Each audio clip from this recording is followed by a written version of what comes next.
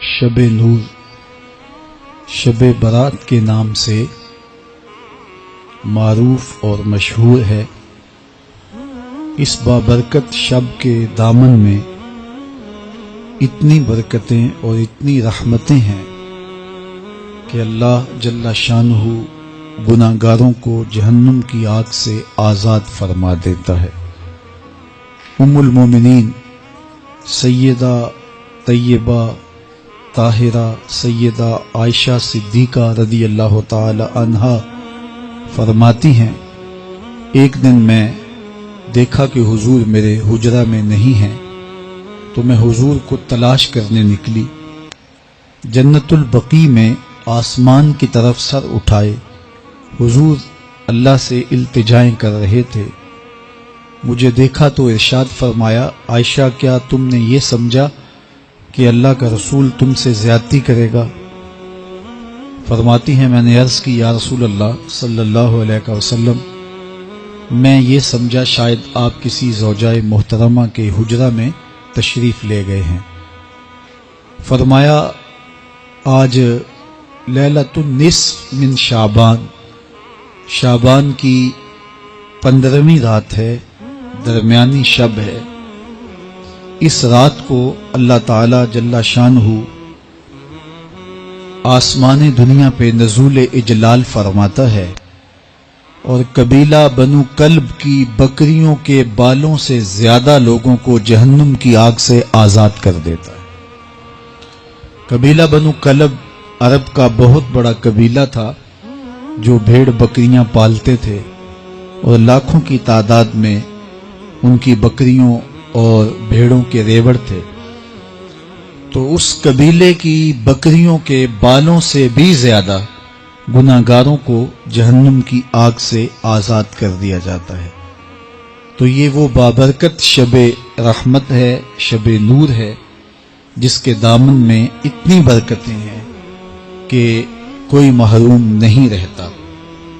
صرف وہ بد نصیب لوگ جو شرک میں مبتلا ہیں، جو سخت کینہ پرور ہیں، جو قطع رحمی کرتے ہیں، قاتل ہیں، عادی شرابی یا بدکار ہیں، انہیں اس مبارک رات میں محروم رکھا جاتا ہے، ورنہ اللہ کی رحمتوں کا عموم اس بابرکت راتوں میں اس قدر ہوتا ہے کہ کوئی گناہگار جو اس کے حضور ہاتھ دعا کے لیے اٹھاتا ہے اور اپنا دامن پھیلا کے اس کی رحمتیں مانگتا ہے، اسے محروم نہیں رکھا جاتا، بلکہ اللہ سب گناہگاروں کو جہنم کی آگ سے آزاد کر دیتا ہے۔ ایک روایت میں آتا ہے کہ اللہ لیلۃ النصف من شعبان، شعبان کی 15ویں رات کو آسمان دنیا پہ اپنی رحمتوں سے جلوہ گر ہوتا ہے اور فرماتا ہے کوئی رزق مانگنے والا، میں اس کی جھولیاں بھر دوں، ہے کوئی مغفرت طلب کرنے والا، میں اس کے گناہ معاف کر دوں، ہے کوئی مجھ سے عافیت مانگنے والا، میں اس کو عافیتوں سے نواز دوں، ہے کوئی فلاں چیز مانگنے والا، ہے کوئی فلاں چیز مانگنے والا، اس کی رحمتیں آواز دیتی ہیں اور یہ آواز غروب آفتاب سے لے کر کے طلوع فجر تک مسلسل بندوں کو دی جاتی ہے، اور بندے اس کے حضور اگر دستے طلب دراز کریں، اپنی جھولی پھیلائیں، تو اللہ تعالیٰ ان کو ان کے مانگنے سے بھی زیادہ عطا فرماتا ہے۔ اس امت کو اللہ تعالیٰ نے اس طرح کی راتیں دے کر کے مغفرت، بخشش، غفران اور رحمتوں کی فراوانی نصیب کی ہے۔ میرے حضور نے ارشاد فرمایا ایک شخص صبح سے لے کے ظہر تک مزدوری کرتا ہے، اس کو ایک قیراط ملتا ہے۔ ایک ظہر سے لے کر عصر تک مزدوری کرتا ہے، اس کا وقت تھوڑا ہے لیکن اس کو بھی ایک قیراط ملتا ہے۔ اور تیسرا شخص عصر سے لے کر مغرب تک مزدوری کرتا ہے، اس کو 2 قیراط ملتے ہیں، جبکہ اس کا وقت دونوں سے کم ہے۔ فرمایا پہلی مثال یہود کی ہے، دوسری مثال نصارہ کی ہے، اور تیسری مثال میری امت کی ہے کہ اس کو تھوڑے عمل پر زیادہ ثواب دیا جاتا ہے. تو یہود اور نصارہ نے اس پہ برا منایا تو حضور علیہ السلام نے فرمایا کہ اللہ نے ان کے اجر میں تو کمی نہیں کی لیکن مسلمانوں کو زیادہ اجر دے دیا، تو یہ اس کی کرم نوازی ہے. تو یہ تھوڑے وقت کی عبادتیں اور چند راتوں کی بیداری اور مخصوص اوقات میں اللہ کے حضور عبادت و ریاضت ایک گناہگار کو کہاں سے کہاں تک پہنچا دیتی ہے، اس کے گناہوں کی معافی کا ذریعہ بھی بنتی ہے اور درجات کی بلندی کا سبب بھی. دیکھیے لیلۃ القدر ایک رات 1000 مہینے کی عبادتوں سے بہتر قرار پاتی ہے. اسی طرح دیگر مواقع ہیں کہ اللہ تعالیٰ اس امت کے لیے رکھے ہیں. رحمت رب بہانہ می طلب، اور یوں بھی پڑھا گیا رحمت رب بہانہ می طلب. اس کی رحمتیں قیمت نہیں مانگتی اور اس کی رحمتیں بہانہ تلاش کرتی ہیں. تو وہ اپنے بندوں کو بخشنے پہ آمادہ ہے اگر وہ اپنا دامن طلب پھیلائیں. قرآن مجید میں ایک مقام دیکھیے کتنا دل آویز ہے. فرمایا ما یفعل اللہ بعذابکم، اللہ تمہیں عذاب دے کے کیا کرے گا. اس کی یہ چاہت نہیں ہے کہ تمہیں عذاب میں مبتلا کرے، اس کی چاہت یہ ہے کہ تم اس کی چوکھٹ پہ آؤ، جھولی پھیلاؤ، اس سے خیرات اور رحمت مانگو اور وہ تمہارے ماضی کے سارے گناہ معاف کر کے، ساری غلطیاں معاف کر کے تمہیں اپنی رحمتوں سے مالا مال فرما دے. تو وہ بندوں کو بخشنے پہ، بندوں کی مغفرت کرنے پہ آمادہ ہے اور اس کی رحمتیں بہانے تلاش کرتی ہیں. اللہ اکبر.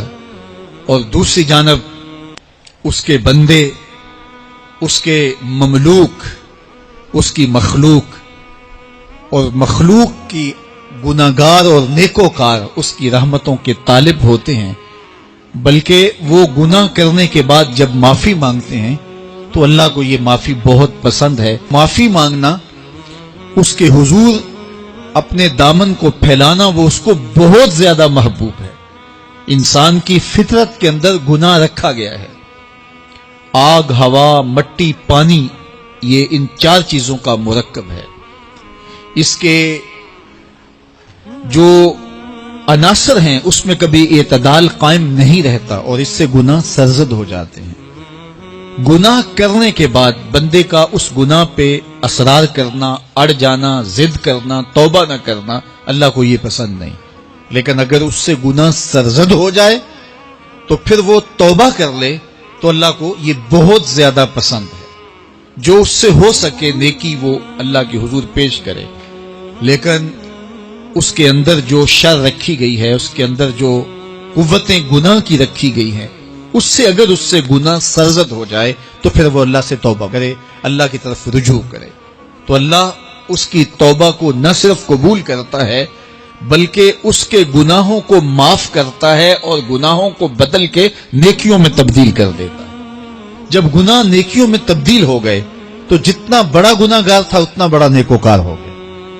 حضرت سیدنا عمر رضی اللہ تعالیٰ عنہ بازار میں جا رہے تھے تو ایک شرابی نے ہاتھ میں بوتل پکڑی تھی شراب کی. تو حضرت عمر ہاتھ میں درہ رکھتے تھے اور آپ کا جاہو جلال دیدنیت ہوتا. تو جو ہی حضرت عمر رضی اللہ تعالیٰ عنہ کو اس نے دیکھا تو ڈر گیا اور دل ہی دل میں کہا اے اللہ آج عمر کے قہر سے بچا لے، میں تیری بارگاہ میں سچی توبہ کرتا ہوں. اور جلدی سے شراب کو بغل میں چھپا لیا. اتنے میں حضرت عمر سر پہ پہنچ گئے اور گرج کر کڑک کے کہا کہ یہ تیری بغل میں کیا ہے. چونکہ اس کو بوتل چھپاتے دیکھا تھا تو وہ ڈر گیا اور ڈرتے ڈرتے کہنے لگا حضرت یہ سرکہ ہے. اب تھی تو شراب لیکن ڈرتے ہوئے بولا حضرت سرکہ ہے. تو حضرت عمر نے کہا نکال. جب نکالا تو شراب نہیں تھی، واقعی سرکہ بن چکا تھا. تو جب اللہ کے حضور کوئی توبہ کرتا ہے اللہ اس کے گناہوں کو بدل کے نیکیوں میں تبدیل کر دیتا ہے. حدیث پاک میں آتا ہے کہ قیامت کے دن اللہ ایک شخص کو کہے گا کہ اپنا نامہ اعمال پڑھ، تو وہ نامہ اعمال پڑھنے لگ جائے گا. تو نامہ اعمال کے اندر چھوٹے گناہ بھی ہوں گے، بڑے گناہ بھی ہوں گے. تو اللہ سے حیا کرتے ہوئے، شرم کرتے ہوئے وہ بڑے بڑے گناہوں کو چھوڑتا جائے گا اور چھوٹے چھوٹے گناہوں کو پڑھتا رہے گا. جب وہ سارے گناہ پڑھ چکے گا اور کتاب ختم ہوگی تو اللہ تعالیٰ اسے فرمائے گا میرے بندے تو نے یہ جتنے گناہ پڑھے ہیں میں نے سب کو بدل کے نیکیوں میں تبدیل کر دیا. تو بندہ کہے گا اللہ ابھی تو میرے بڑے بڑے گناہ رہتے ہیں جو میں نے پڑھے ہی نہیں. فَضَحِكَ النَّبِيُّ حَتَّى بَدَتْ أَنْيَابُهُ. حضور جب یہ بیان فرما رہے تھے تو حضور اتنا مسکرائے کہ صحابہ نے حضور کی داڑھیں دیکھ لی. تو پہلے وہ بڑے بڑے گناہ چھوڑے جا رہا تھا، لیکن جب اللہ فرمائے گا کہ میں تیرے گناہوں کو بدل کے نیکیوں میں تبدیل کر دیا تو وہ کہے گا ابھی تو بڑے بڑے گناہ رہتے جو میں نے ابھی پڑھے ہی نہیں. تو جب کوئی بندہ اس کے حضور توبہ کرتا ہے اللہ یہ نہیں دیکھتا اس نے گناہ کتنے کیے ہیں، یہ دیکھتا ہے بندہ آیا میری چوکھٹ پہ ہے تو اللہ اس کے پچھلے سارے گناہ معاف فرما